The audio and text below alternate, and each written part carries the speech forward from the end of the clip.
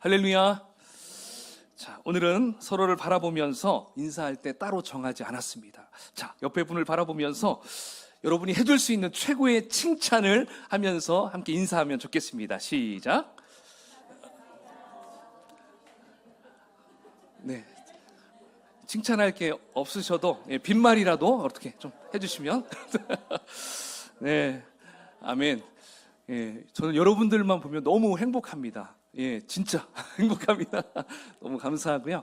또 이렇게 우리 부모님 세대 이렇게 가슴에 예쁜 카네이션, 여러분 그건 어디서 살 수도 없는 카네이션인 줄 아셔야 합니다.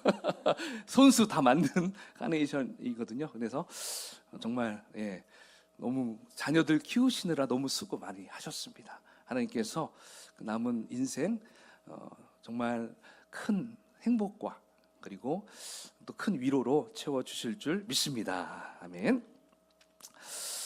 네, 사실 제가 여러분들에게 오늘 인사는 여러분들이 하고 싶은 말, 칭찬하고 싶은 말 이렇게 하라고 한 이유가 있습니다. 바로 그것은 우리의 말 한마디가 얼마나 큰 위력이 있는가, 이것을 우리가 알 수 있기 때문에 그렇습니다.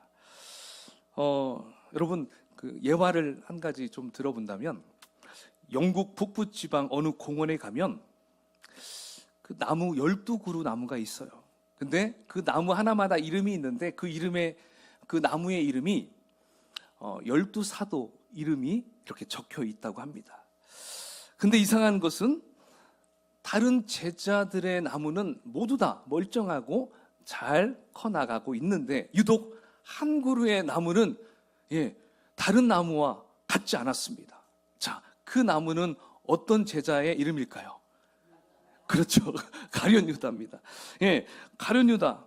가룟 유다의 나무는 이제 거의 메말라 있는 상태로 그렇게 심겨져 있었다고 그래요. 그래서 알고 봤더니 사람들이 오고 가면서 다른 나무에는 그래요, 베드로 사도 한때는 배반했지만 그래도 마지막 멋지게 장식해서 정말 우리 베드로 사도 훌륭합니다 막 이렇게 하면서 다 이렇게 하다가 이 가룟 유다 나무의 앞에 가면, 야 이놈아 너는 스승도 몰라본 놈이냐? 그렇게 하면서 전부 한마디씩 나쁜 말, 좀 저주스러운 말, 너 어떻게 스승님을 팔아먹을 수 있어? 이렇게 계속적으로 이야기를 하니까 한두 명만 얘기하지 않았겠죠. 엄청 많은 사람들이 그렇게 얘기를 하니까 진짜 얼마 후에 그 나무가 뿌리부터 나무 줄기에 메말라 갔다라는 것을 실제 보여주고 있습니다. 자, 여러분 말이 이렇게 저주스러운 말이올 때 이렇게 나무가 메말라 갔다면, 자, 축복된 말을 하면 어떻게 될까요? 여러분 미국의 프랑클린 워드라는 목사님이 한 가지 실험을 했다고 그래요. 실험의 제목은 축복 기도가 식물에 미치는 영향. 실제 실험을 했어요. 그래서 그 목사님은 화분 2개에다가 보리 씨앗을 딱 심어놨어요. 그래서 한쪽 화분만 바라볼 때는 그 화분에게 축복 기도를 해줬어요. 사람에게 축복 기도 해주시듯이 이 보리에게도 축복 기도를 계속적으로 해줬다고 합니다. 자, 근데 실제 얼마 지나니까 축복 기도한 그 화분에서 보리가 어떻게 났을까요? 더 빨리 자라고 더 튼실하게 자라는 거예요. 그래서 이제 바꿔서 뿌리가 빨리빨리 이렇게 오르지 않은 이제 그 보리에다가 대고 또 축복 기도를 쫙 해줬다고 합니다. 그랬더니 이제 그 보리에서도 또 빠르게 그렇게 자랐다라는 것을 실제 실험으로 발견했다라고 하는 것이죠.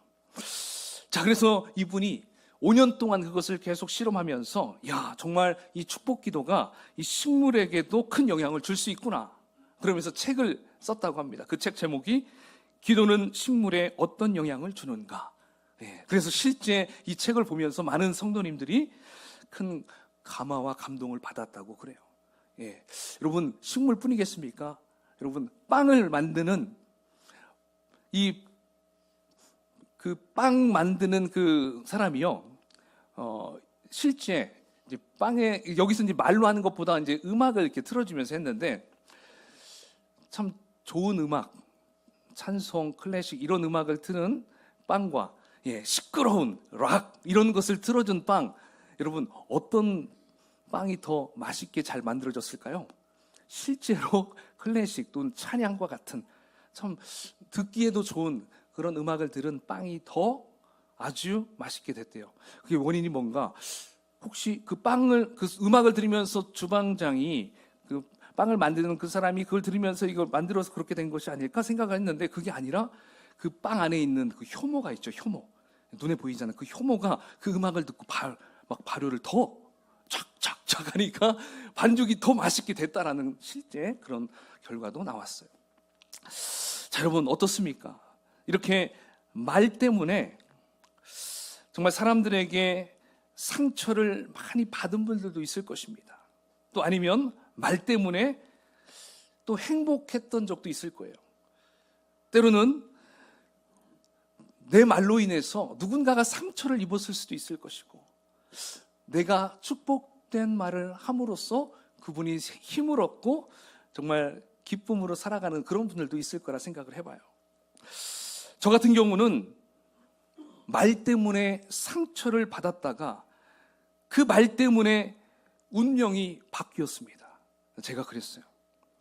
그래서 제 간증을 잠깐 나누자면, 사실 저는 대학교 때 전공이 전기공학, 이 공대로 이렇게 제가 진학을 했습니다. 왜 여기로 진학했냐면, 그 당시 집안의 형편이 상당히 힘들었어요. 그래서 저는 오로지 성공해야 한다. 집안을 일으켜야 된다. 돈을 많이 벌어야지. 예, 그 생각으로 이제 어떤 학교를 어떤 과를 들어가야 가장 취업이 잘 될까 해서 공대, 그때는 이제 공대가 아주 좀 잘 나갔잖아요. 그 중에 전기공학과, 여기는 내가 가서 충분히 할 수 있을 거야. 뭐 못 돼도 순돌이 아빠는 되겠지. 전파사, 예, 전파사. 예. 그래서 어쨌든 공부를 했는데, 예, 공부는 하면 또 늘죠. 근데 이상하게 할수록 재미가 없는 거예요. 흥미가 안 생겨요. 그래서 야, 이거 2년 동안 공부하고 빨리 여기서 어떻게 좀 도피할 수 없을까? 그래서 군대로 도피했어요. 더 이상 공부하기가 싫어가지고. 그래서 군대로 딱 가게 됐죠. 근데 군대에 갔더니 거기에서 제가 이등병 때 저를 보더니, 아, 어떻게 알았는지, 이제 그때 그 교회를 제가 이제 나갔겠죠. 근데 거기서 지휘자가 성가대 지휘자가 있었는데, 그분이 휴가를 가면서 저에게 거기를 이제 맡아서 하라는 거예요. 아니, 어떻게 하셨냐? 그러니까 어디서 소문을 들었대요. 저는 아무 말도 안 했는데. 근데 제가 이제 사실 대학교 동아리 활동할 때, ESF 활동할 때 1년 동안 자그마한 성가대를 이렇게 지휘를 했었어요. 찬송가로만. 근데 그것을 어떻게 알았는지, 저를 이제 그 부대에 있는 교회에 상당히 많이 모이겠죠. 거기서 이제 지휘자로 세운 거예요. 그래서 그분이 휴가 갈 때마다 제가 땜빵으로 서다가, 이제 그분이 제대하면서 제가 거기를 메인으로 맡게 됐습니다. 그래서 한 상병 때부터 이제 제가 맡게 됐는데, 그러면서 거기에서 또 이상하게 막 여러 가지 행사들이 많아졌어요. 그리고 막 각 부대에 있는 교회들마다 막 찬양 대회도 하고, 그래가지고 이제 어쩔 수 없이 부득이 저도 이제 그들을 데리고 지휘 연습해가지고 같이 찬양 연습해가지고 대회도 나가고 막 그런 식으로 이제 하게 됐습니다. 자, 그렇게 하고 나서 이제 제대를 하게 되죠. 제대를 했는데 봤더니 저희 가족 식구들이 모조리 다 교회를 옮긴 거예요. 그렇게 거의 10년 이상을 다니던 그 교회에서 옮겼어요. 너무 거기서 시험이 있어가지고 여기 있으면 안 되겠다 해서 우리 가족들이 다른 교회로 옮겼습니다. 그래서 그 교회 저도 어쩔 수 없이 따라갔죠. 갔더니 갑자기 그 교회가 그때 당시 한 200여 명 모이는 교회였는데, 갑자기 담임 목사님이 저를 부르는 거예요. 도원 형제님 찬양인도를 좀 맡아야겠어. 그리고 지휘도 좀 맡으면 좋겠어. 그렇게 얘기하는 거예요. 그때 저는 사실 아무것도, 예, 그냥 완전 아마추어잖아요. 그리고 찬양인도도 전혀 해보지 않았었거든요. 그때 나이가 25살이요. 그래가지고 야, 또 순종해야 한다는 마음으로, 예, 목사님 한번 해보겠습니다. 예, 그렇게 해서 어쨌든 바로는 하지 않고 이제 거기에서 찬양 싱어로도 서고 성가 대원으로 이렇게 쓰게 됐죠. 그러니까 그 찬양 인도했던 분은 이제 저보다 2살 많은 형님이었는데, 그분이 경찰 공무원에 합격이 돼가지고 나갈 수밖에 없는 상황. 그리고 성가대 지휘자는 초등학교 음악 선생님이었는데, 중학교 음악 선생님이었는데, 이분이 다른 곳으로 발령이 나서 가야 될 상황. 그러니까 자리가 2개가 이제 이제 비게 될 수밖에 없었죠. 저는 또 한다고 했고요. 그래서 먼저 찬양 인도부터 하고, 그다음에 좀 나중에 성가대 지휘를 하게 됐어요. 자, 그때까지 그래도 그냥 혼자 나름대로 독학하면서 할 수 있겠다 생각했습니다. 그런데 어느 날 찬양팀 연습을 하는데 제가 앞에서 이제 이끌고 있는데 갑자기 드러머가 좀 뭔가 이렇게 박자가 왔다 갔다 하고 좀 잘 안 됐던 거예요. 그러니까 반주하던 이제 형제였거든요. 그 형제가 갑자기 벌떡 일어나더니 드러머 옆에 가서 막 박수를 치면서 이렇게 해야 된다고 막 하면서 자기가 막 다니면서 막 자기 이끄는 거예요. 저보다 또 나이도 어렸거든요. 그리고 저에게 양해를 구한 것도 아니고 그냥 막 하니까 저의 마음이 어떻겠습니까? 제가 아무리 온유한 사람이라고 하더라도 이거 좀 못 봐주겠더라고요. 그래도 이제 꼭 참았죠. 아, 그래, 그럴 수 있지 했는데 그 속에서 이제 뭔가 이렇게 막 올라왔어요. 근데 또 나중에 한 몇 달 지나서 이제 성가대 지휘를 하는데 연습을 다 끝나고 갑자기 이제 그 친구가 또 성가대 피아노 반주까지 했어요. 그 친구는 이제 교육대 거기서 음악도 전공하고요. 근데 그 아이가 저에게 와서 도원이 형, 여기는 이렇게 해야지 왜 그렇게 했어요? 여기는 바로크 양식에 맞게 하려면 이렇게 해야 되는데 왜 지휘를 그런 식으로 해요? 막 하면 저에게 막 그렇게 얘기를 하는 거죠. 자, 그때 저의 마음은 어떻게 됐을까요? 그 말에 큰 상처를 입고 나 안 해, 아무것도 하기 싫어 이렇게 했을까요? 만약에 그렇게 했다면 제가 이 자리에 설 수도 없었을 거예요. 제가 그 얘기를 듣고 아, 그래? 그렇다면 이 속에서 그런 생각이 들고 야, 내가 이런 소리 들을 바에야 내가 차라리 전공을 해야겠다라는 마음이 딱 들더라고요. 그래서 그때부터 준비를 해가지고 3달 정도 남았는데 3달 동안 준비를 해서 이제 성악으로 대학을 들어갔는데 참 감사하게 일반 대학으로 가지 않게 하시고 하나님 교회 음악을 하게 하시더라고요. 그 교회 음악을 통해서 거기에서 이제 사실 1년, 2년 만에 굉장히 실력이 쫙 올라가더라고요. 그래서 이제 그 친구도 저에게 아무 말도 할 수 없을 정도로 그렇게 하나님이 쭉 이렇게 성장하게끔 만들어 주셨어요. 그래가지고 그 공부를 하면서 그냥 그쪽으로 갈 수도 있었는데 하나님은 저에게 네 길은 음악이 아니야 그러면서 신학대학원으로 저를 딱 보내시더라고요. 그래서 MDB 과정을 딱 공부하게 하시고 그래서 이제 교회 안에서 하나님께서 이렇게 저를 사용하시는 것을 볼 수가 있습니다. 여러분 어떻습니까? 제가 만약에 그 반주자의 말로 인해서 그 상처 입고 그냥 그 말 때문에 아무것도 하지 않고 그냥 다 포기해버리고 다 그냥 도망 나왔다면 이런 일을 할 수가 없었을 것입니다. 제가 그 말을 듣고 와신상담함으로 다시 한번 일어서는 마음, 오히려 그 말로 인해서 제가 하나님의 귀한 사역을 감당할 수 있는 사람이 되지 않았나 또 이렇게 생각을 해봅니다. 그렇습니다. 우리는 이렇게 누군가의 한마디 말로 인해서 상처를 받게 되지만 또한 누군가에게 무심코 던진 말로 상처를 입히는 때가 참 많이 있다는 것을 알아야 합니다. 바로 오늘 예수님의 동생 야고보는 이 말, 이 언어에 대한 것을 지금 표현하고 있는데 무엇으로 지금 표현하고 있습니까? 우리 신체의 일부인 혀, 이 혀로 지금 표현해주고 있어요. 혀, 저는 이 혀 하면 충청도 말로 혀, 이건 뭐예요? 해봐. 야, 공부 좀 혀. 뭐예요 이게? 공부 좀 해봐. 야, 노래 좀 혀. 그럼 뭐예요? 노래 좀 해봐. 이렇게 여러분들은 별 재미없으신가 봐요. 예, 그냥 저는 하면서 갑자기 딱 그 생각이 들면서 좀 한번 살짝 웃고 넘어갔는데요. 자, 실제 그럽니다. 예, 저희 동네, 저도 이제 충청도하고 좀 인접한 곳이어가지고요. 이 얘기를 참 많이 썼었는데, 예, 근데 이 혀라는 거. 그렇다면 여러분, 이 야고보가 왜 이 혀라는 말로 칭했어요? 그냥 말로 얘기해도 되잖아요. 언어로 얘기해도 되는데, 이 혀라는 단어를 왜 썼을까? 생각해 보면, 사실 이 혀는 우리가 어떤 말을 할 때, 지금도 제가 말을 하고 있지만 이 혀가 이렇게 움직이는 것을 통해서 계속 발음이 달라지잖아요. 그래서 이 혀라는 단어를 썼을 것이다라고 생각할 수 있어요. 근데 그것만 있는 것이 아닌 것 같아요. 바로 이 작은 이 혀가 굉장한 큰 파괴력이 있다라는 것을 보여주기 위해서 우리 신체 일부에 이 혀라는 이름을 썼다라고 볼 수가 있습니다. 그러면서 오늘 본문에 보니까 정말 이 혀는 작지만 큰 영향력을 준다. 그러면서 우리가 일반 생활 속에서 이 혀처럼 작지만 영향력을 크게 줄 수 있는 것들을 또 예를 들어주고 있어요. 그러니까 오늘 본문에 보니까 몇 가지를 들어주고 있습니까? 세 가지를 들어주고 있어요. 그 첫 번째, 말의 입에 물리는 재갈입니다. 홀스, 말. 자, 우리 3절 한번 읽어볼까요? 시작. 우리가 말들의 입에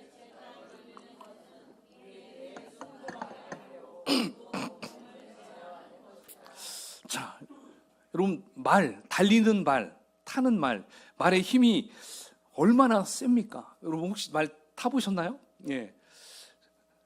말 잘 듣죠? 근데 이 말의 힘이 엄청 세요. 그래서 우리가 자동차, 요즘에도 야, 그 자동차 몇 마력이야?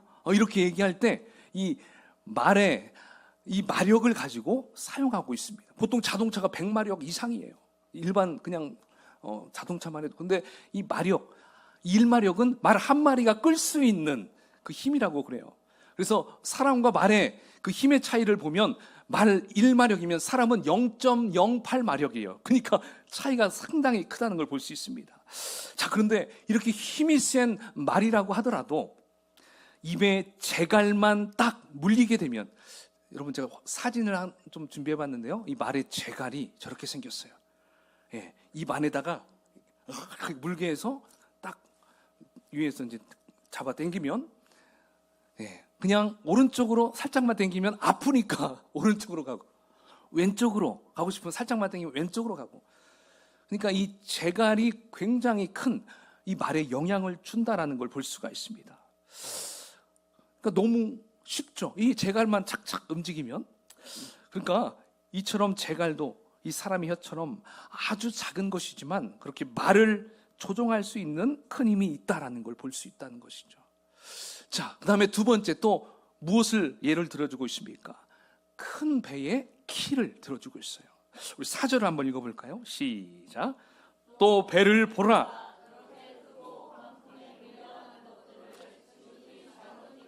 사공의 뜻대로 운행하나니. 아멘. 자, 배의 키 여러분 많이 보셨죠? 자, 사진 한번 보면 동그래가지고 이렇게 핸들이 있는 그런 그림입니다. 그래서 이 배는 야고보가 살던 시대 그 1세기 때 아주 중요한 운송 수단이었습니다. 근데 그 배에 가고자 하는 방향을 이렇게 조종할 수 있는 그 방법은 바로 오로지 하나밖에 없어요. 바로 키. 그 키로 조정할 때 이제 가고 싶은 방향으로 그 배가 움직일 수 있다라는 것입니다. 자, 그러니까 이 키를 움직일 때 힘이 들까요, 안 들까요? 네, 얼마 들지 않아요. 그냥 한 손으로만 해도 아주 부드럽게 돼요. 우리 자동차도 옛날에 파워가 없었던 시대, 그 한번 자동차 운전해 보셨나요? 딱 멈췄을 때는 이게 흔들 때, 굉장한 힘이 들죠. 제가 운전병이었는데요. 얼차례를 받을 때 일반 병들은 이렇게 뭐 엎드려 뻗쳐 막 이런 거 하잖아요. 우리는 그 뜨거운 30도, 40도 그 정도 가까이 되는 그 뜨거운 그 낮에 차에 넣어버립니다. 그리고 거기는 이제 파워가 없어요. 그러니까 거기다 이제 차도 2돈 반이라고 해서 굉장히 큰 군용 차 아시죠? 거기에 가서 자, 지금부터 오른쪽으로 핸들을 튼다. 엄청 힘들죠. 차가 멈춰 있는 상태니까. 그러니까 근데 요즘에는 뭐예요? 파워를 탁 차에다 심어주니까 아주 편하게 핸들을 돌릴 수 있죠. 바로 이처럼 큰 배의 키, 자동차의 핸들 이와 같이 아주 조그만하지만 그것을 통해서 내가 가고자 하는 방향으로 움직일 수 있다는 걸 볼 수가 있어요. 자, 그 다음에 세 번째 또 무엇을 예로 들어줄까요? 작은 불입니다. 자, 우리 3장 5절 화면을 통해서 거기만 한번 읽어볼까요? 시작. 보라 얼마나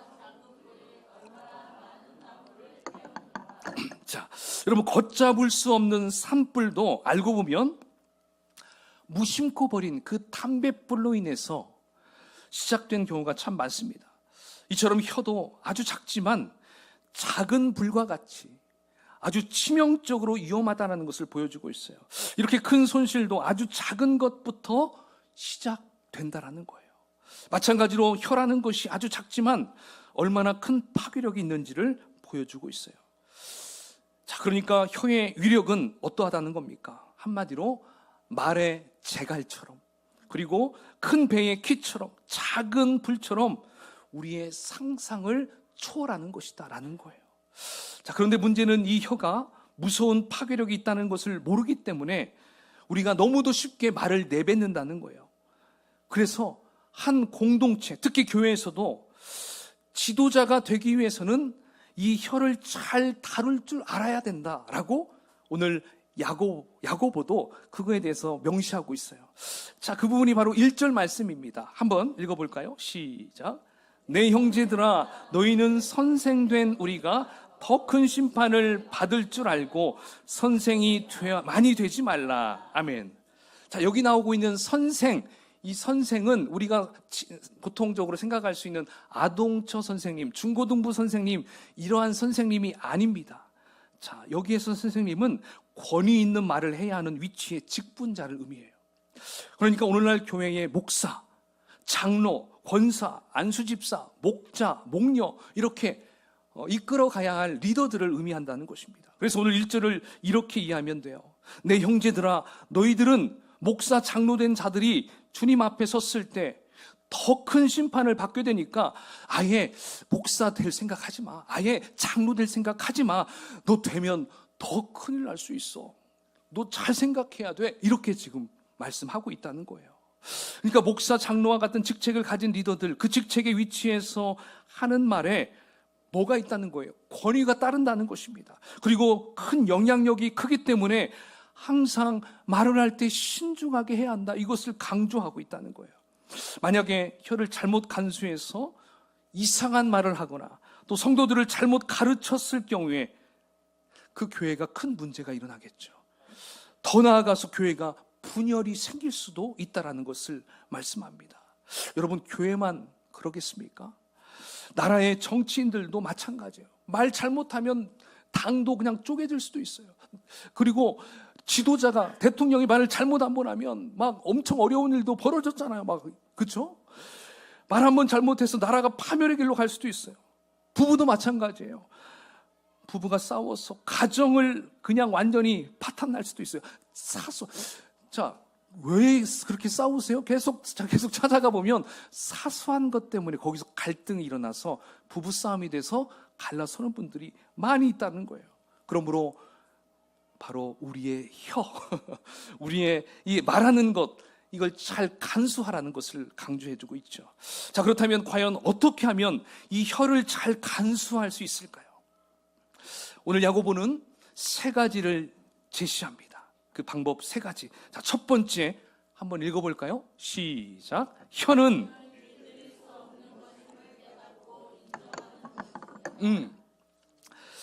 자, 여러분도 어떻습니까? 동의가 되십니까? 자, 7절, 8절 말씀을 한번 보면 이렇게 나옵니다. 시작. 여러 종류의 짐승과 새와 벌레와 바다의 생물은 다 사람이 길들일 수 있고 길들여 왔거니와 혀는 능히 길들일 사람이 없나니. 아멘. 그러니까 지금 야고보도요, 혀라는 것을 어차피 길들여질 수 없기 때문에 어떻게 하라는 거예요? 혀가 실수하는 것, 실수하는 그 기회를 최소한으로 줄이라는 것입니다. 어차피 실수할 수 있어. 하지만 그 실수를 계속적으로 줄이라는 거예요. 자, 그 중에 한 가지 방법. 아까 1절에서 말했던 것처럼 어떤 리더자의 위치에 서는 것 조금 자중해. 이런 것을 먼저 예로 들어줬던 것이죠. 그래서 권위에 있는 위치에 서지 않으면 그만큼 말실수 줄일 수 있다. 이걸 얘기했던 것이죠. 자, 그리고 또 2절에 보면 또 이렇게 말씀합니다. 우리 2절 말씀은 제가 쉬운 성경으로 한번 여러분들과 같이 읽도록 하겠습니다. 시작. 우리는 모두 실수가 많은 사람들입니다. 말에 실수가 전혀 없는 사람이 있다면 그 사람은 완벽한 사람일 것입니다. 그런 사람은 자신의 몸 전체를 다스릴 수 있는 사람입니다. 아멘. 자, 그러니까 말 실수가 없는 사람은 없다는 거예요. 만약 있다면 이런 사람은 완벽한 사람이라는 거예요. 그리고 자기를 다스릴 수 있는 사람이라는 것입니다. 여러분, 이런 사람이 세상에 있을까요? 없을까요? 없죠. 없죠. 굳이 찾아본다고 한다면 잠깐 인간의 모습으로 오셨던 누구밖에 없어요. 예수님밖에 없다라는 것입니다. 자, 그렇다면 사람이 살아가면서 말하는 데 실수를 어차피 어쩔 수 없이 하게 된다면 우리가 최소한 이 말 실수를 줄이는 방법 뭐가 있을까요? 자, 그것은 오늘 두 번째, 바로 혀를 다스리는 방법 두 번째, 그것은 우리의 뭐가 달라지면 될까요? 인격이 바뀌어져야 한다는 것입니다. 인격이 바뀌어져야 해요. 자, 두 번째 화면 보여주시죠. 그 다음 화면, 그렇죠? 인격이 바뀌어져야 돼요. 그래서 여러분, 사람의 인격 그냥 딱 보면 알 수 있나요? 없나요? 어떤 투시의 은사가 있는 분들, 딱 보면 이분 이런 분이겠다 딱 생각할 수 있는데, 대부분의 사람들은 그냥 보면 몰라요. 근데 어떻게 하면 알 수 있어요? 그 사람의 혀를 통해서 나오는 말을 듣게 되면 단번에 이 사람의 인성, 인격, 성품, 대부분 이것들을 다 캐치할 수가 있다는 것이죠. 그래서 사람이 하는 말은 그 사람의 인격을 측정하는 온도계다. 온도계다라고 말을 또 합니다. 자, 여러분, 요즘 여러분들은 어떤 말을 하면서 이렇게 살아가십니까? 혹시 입만 열면 이렇게 막 불평이 막 나오는 분들 계십니까? 자, 그것은 어떤 인격자라고 말할 수 있냐면 좀 감사할 줄 모르는 인격을 가졌다는 증거를 얘기할 수 있어요. 불평이 계속 나오는 분들, 또는 만일 다른 사람들을 막 평가하고 비판하는 말을 계속하고 하는 분들은, 이런 분들은 어떠한 인격일까 생각하냐면 좀 교만함이 있는 분들이라고 보통 얘기할 수 있어요. 자기가 잘났으니까 비판할 수 있거든요. 예. 그러니까 이렇게 우리는 그 사람의 말을 통해서 이분은 좀 이러한 인격이 있구나 이렇게 생각할 수 있다는 것이죠. 여러분, 그래서 말은 인격의 표현이기 때문에 우리의 인격을 바꾸지 않고 그냥 말만 바꾸려고 한다면 잠깐은 속일 수는 있어요. 하지만 얼마 못 가서 들통나게 되어 있다는 것입니다. 자, 그렇다면 우리가 어떻게 인격을 바꿀 수 있을까요?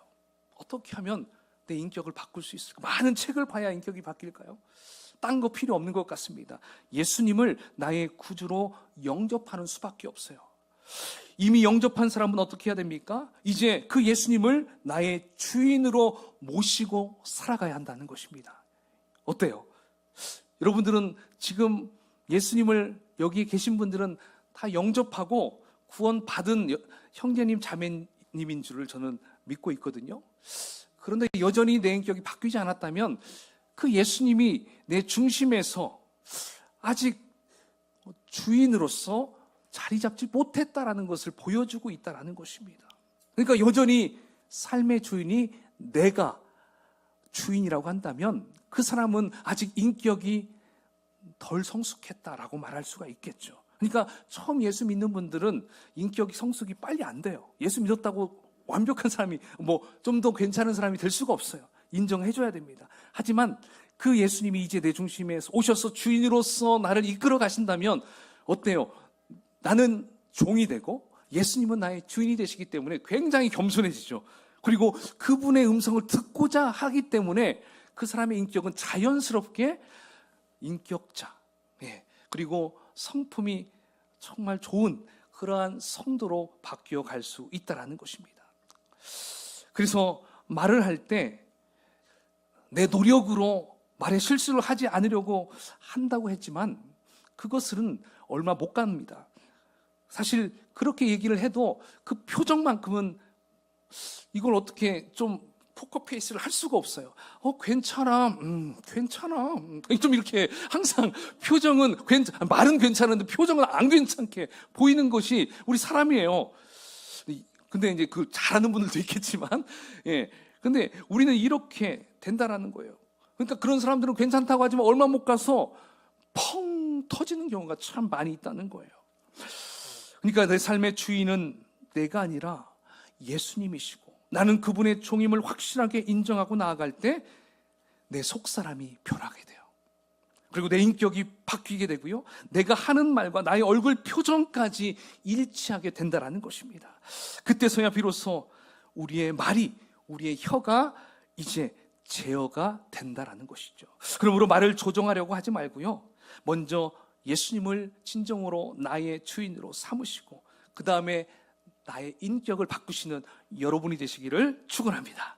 자, 이제 마지막 세 번째, 여러분, 이 혀를 다스리기 위해서는 어떻게 해야 될까요? 말을 긍정적으로 해야 됩니다. 그래서 혀는 아까 온도계와 같다고 얘기했는데요, 뿐만 아니라 온도 조절 장치라고도 말할 수 있어요. 즉, 나의 인격이 어느 정도인가 측정하는 도구인 동시에 나의 인격을 변화시키고 바꾸게도 하는 능력이 있다는 거예요. 그 말 자체에. 그래서 우리가 하는 말 그 자체에 능력이 있다는 것입니다. 여러분, 하나님께서 세상을 창조할 때 뭘로 창조하셨습니까? 예? 세상. 아멘. 예. 하나님께서 말씀을, 하나님의 말로, 언어로 창조하셨어요. 그렇죠? 그러니까 우리가 또 하나님 앞에 무엇으로 기도하죠? 예. 뭐 도구가 필요한가요? 말이죠. 자, 왜 말로 기도합니까? 말의 능력이 있으니까. 자, 우리가 귀신을 쫓을 때 뭘로 쫓습니까? 말로 쫓아요. 그러니까 우리가 가지고 있는 이 말에 능력이 있다라는 것을 볼 수가 있습니다. 그러니까 여러분, 우리가 아침에 일어날 때 어떻게 일어나면서요, 어떻게 말하면서 일어나야 될까요? 아유, 죽겠네. 그러면 하루 동안 굉장히 힘든 것만 닥칠 수 있어요. 예. 하지만 내가 딱 힘들 때, 굉장히 몸이 고돼도 하나님, 오늘 기쁜 하루를 주셔서 감사합니다. 할렐루야. 좀 이렇게 말을 하면서 일어나게 되면 그 말대로 그날 하루가 피곤함이 사라지고 우리에게 참 좋은 일들이 일어날 수 있다는 것입니다. 그러니까 여러분, 우리의 말에 긍정적인 말이 참으로 중요하다는 것입니다. 제가 지금 긍정적인 어떤 사고, 긍정적인 생각을 하라는 것이 아니에요. 그래서 일단 말을 내뱉는 거, 이게 너무 중요하다는 것입니다. 그래서 우리가 어떤 사랑하기 때문에 사랑한다라고 말을 합니다. 그렇게 하는 것이 가장 이상적이겠죠. 그렇지만 사랑한다라는 말을 하면서 내 속에 뭐가 생길까요? 사랑의 감정이 생길 수 있어요. 그리고 감사하기 때문에 감사한다라는 말을 하지만 일단 감사합니다라고 하면 내 마음에 정말 감사함이 생겨난다라는 것입니다. 이게 바로 우리의 말의 능력이라는 것이죠. 사실 저도 우리 교회 성도님들에게 바라는 것 중에 하나가 있다면 그거예요. 긍정적이고 아름답게 하는 그런 말, 그렇게 하는 대화들을 참 듣고 싶다는 것이죠. 우리 아이들에게도 듣고 싶어요. 그런 분들을 보면 참으로 감사한 마음이 든다는 것이죠. 그러니까 여러분, 항상 우리의 언어를 사용할 때 감사합니다. 수고하셨습니다. 아우, 힘드시죠? 정말 좋아 보입니다. 오늘 힘내십시다. 뭐 좀 이렇게 격려해주고 힘을 실어줄 수 있는 이런 이야기를 우리가 서로 나누면 참으로 좋을 것 같아요. 자, 여러분, 소통 전문가 김창옥 강사 아시죠? 김창옥 강사. 이분이 이제 이런 이야기를 하더라고요. 자, 이분이 남편들에게 물어보았대요. 아내가 언제 가장 싫으세요? 이렇게 물었대요. 그러니까 이런 얘기를 할 줄 알았대요. 요리를 못할 때, 막 살이 쪘을 때 그렇게 말하는 남편은 한 사람도 없었다는 것입니다. 그럼 언제가 가장 싫다고 했을까요? 이렇게 얘기해요. 말을 기분 나쁘게 할 때. 예, 아내가 말을 기분 나쁘게 할 때 가장 싫었다고 그래요. 그래서 그분이 아내분들 모임에서 이렇게 질문했대요. 아니, 남편분들이 그러는데 왜 이렇게 기분 나쁘게 말을 하십니까? 이렇게 물었대요. 그랬더니 그 아내분들 중에 대부분 이렇게 얘기한대요. 나는 틀린 말을 한 적 없어요. 나는 틀린 말 한 적 없어요. 나는 성격 자체가 한 번 아니면 끝까지 아니에요 하면서 계속 일관적으로 잘못된 건 잘못됐다고 얘기를 한다라는 것입니다. 자기 성격이 그렇다는 거예요. 그러면서 이렇게 말을 합니다. 여러분, 그분이 이런 얘기를 해요. 맞는 말, 옳은 말이 세상을 구원하지 못한다는 거예요. 그러니까 우리가 정말 바른 말을 한다고 해서 그 남편이 그 말을 들을까요? 안 듣는다는 거예요. 들을 수도 있겠지만 기분 나쁘게 생각한다는 거예요. 자, 그래서 성경 말씀을 그분이 이렇게 얘기를 하더라고요. 고린도전서 10장 23절. 모든 것이 가하나 모든 것이 유익한 것이 아니요. 이렇게 나왔어요. 그러니까 아내 말이 다 맞는데 유익함이 없다는 것이죠. 기분이 별로 좋지 않다라는 것입니다. 그러니까 여러분, 사랑하는 아내분들이요. 바른 말 충분히 할 수 있습니다. 하지만 바른 말, 옳은 말 하는 것보다 더 중요한 건 뭘까요? 그 사람을 살려주는 말, 그리고 사람을 행복하게 해줄 수 있는 그 말, 그 말을 통해서 남편은 조종당해요. 너무 남편 다루기 쉬워요. 근데 왜 이렇게 했어? 왜 저렇게 했어? 그렇게 하면 일단은 그 마음에 남편에게도 상처가 간다는 것 잘 아셔야 할 것 같습니다. 여러분, 혹시 누군가 교회에 이상한 옷차림으로 왔을 때 우리가 어떻게 얘기하는 게 좋을까요? 아니, 저게 뭐야? 교회에서 어떻게 저러고 올 수 있지? 이렇게 말하는 것보다 참 오늘 개성 있게 입으셨군요. 오늘 아주 돋보입니다. 이렇게 좀 얘기를 해주는 거죠. 그렇게 하면 스스로도 짐작하겠죠. 하지만 우리가 말을 할 때 그렇게 조금 한 번 더 생각해서 그 사람이 기분 상하지 않게 말해주는 것, 이것도 지혜라고 말할 수 있다는 것이죠. 사랑하는 여러분, 여러분은 하루를 살 때 가장 많이 하는 말 어떤 말입니까? 하늘의 말입니까? 아니면 땅의 말입니까? 칭찬의 말인가요? 아니면 비난의 말인가요? 감사의 말인가요? 아니면 불평의 말인가요? 우리는 오늘 말씀을 통해서 이 혀의 파괴력이 바로 우리의 생각을 초월하는 능력이 있다는 것을 알게 되었습니다.